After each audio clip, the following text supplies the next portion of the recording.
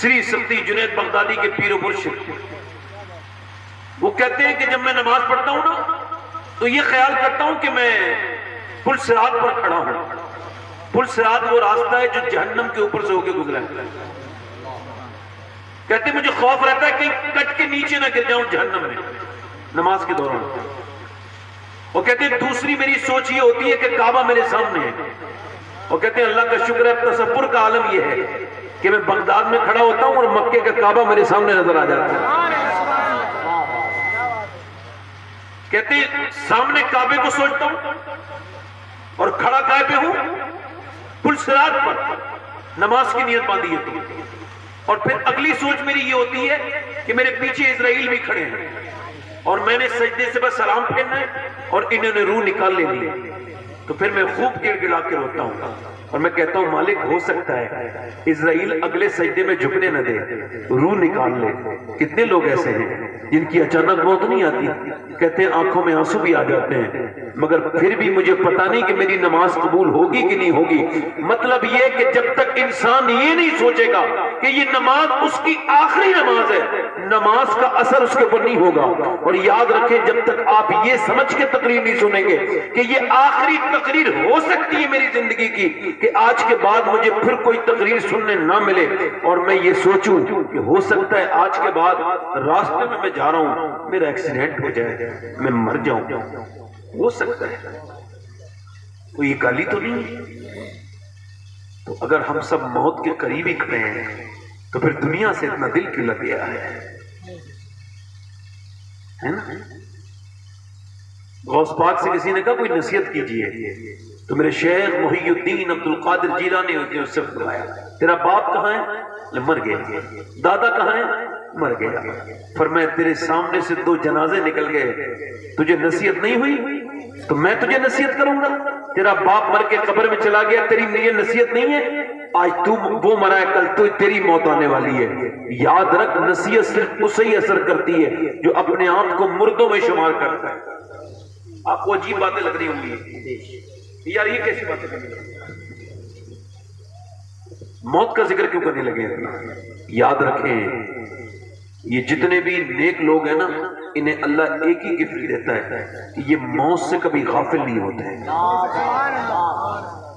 حضرت امام غزالی نے لکھا ہے، حدیث کوٹ کی ہے، اور اس حدیث کو احیاء العلوم میں لکھا ہے، حضرت عباس بیان کرتے ہیں حضور کے چچا، وہ کہتے ہیں حضور نے استنجا فرمایا، وضو کرنا تھا سرکار دو عالم، کہتے میں نے دیکھا دور پانی تھا 10-15 قدم، حضور نے وہیں تیمم کر لیا۔ تیمم مطلب مٹی سے وضو۔ کہتے ہیں میں نے کہا یا رسول اللہ سامنے پانی ہے، یہ آپ نے پانی سے وضو نہیں کیا؟ تو آپ نے فرمایا چچا مجھے پانی تک پہنچنے کی امید نہیں ہے، میں نے اس وجہ سے یہاں تیمم کر لیا ہے، کہیں موت آئے تو میں بے وضو انتقال نہ ہو جائے۔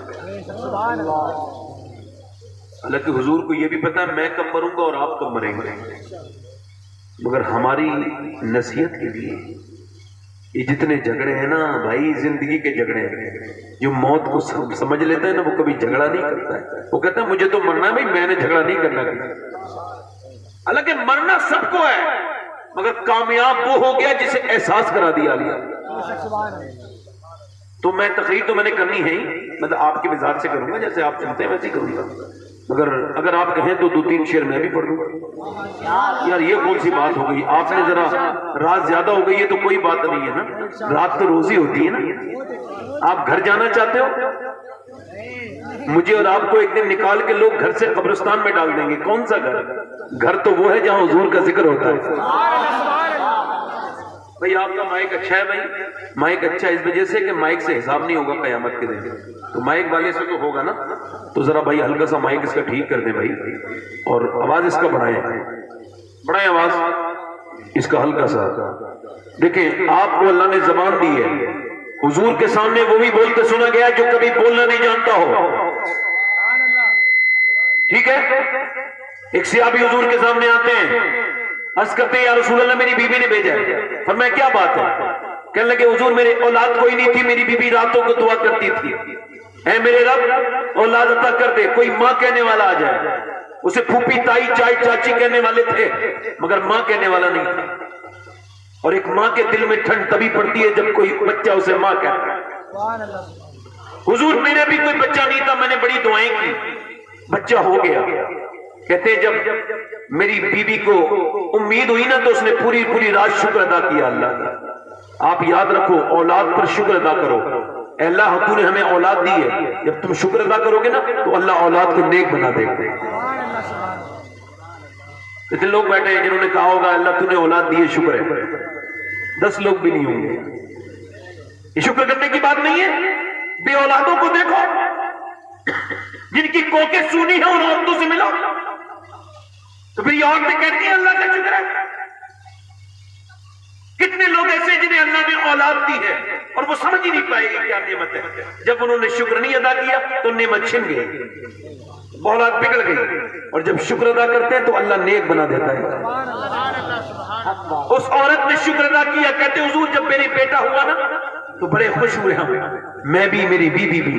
کہتے مگر یا رسول اللہ اب جب بچہ بڑا ہوا ہے تو دونوں روتے ہیں. پر میں کیا بات ہے حضور بچہ گونگا ہے, کان کی کو کرتا ہے. میری بیوی کہتی حضور سے کہہ دینا ایک بار ماں کہہ دے, چاہے پھر بولے یا نہ بولے. حضور میں بھی چاہتا ہوں کہ میرا بیٹا ایک بار مجھے باپ کہہ دے, چاہے پھر بولے یا نہ بولے. میرا امام کہتا ہے میرے کریم سے اگر قطرہ کسی نے مانگا دریا بہا دیے ہیں, دربے بہا دیے. فرماتے بچے کو لے کے آؤ, رونا بند کرو, بچے کو لاؤ. بچہ آ گیا. حضور نے فرمایا کیا بیٹے تم بولتے نہیں؟ اس نے گردن ہلا دی. فرمایا تو آج تک تو نہیں بولا تھا مگر تجھے ابھی بولنا ہوگا. بتا میں کون ہوں تو جو اپنے باپ کو دیکھ کے نہ بولا, وہ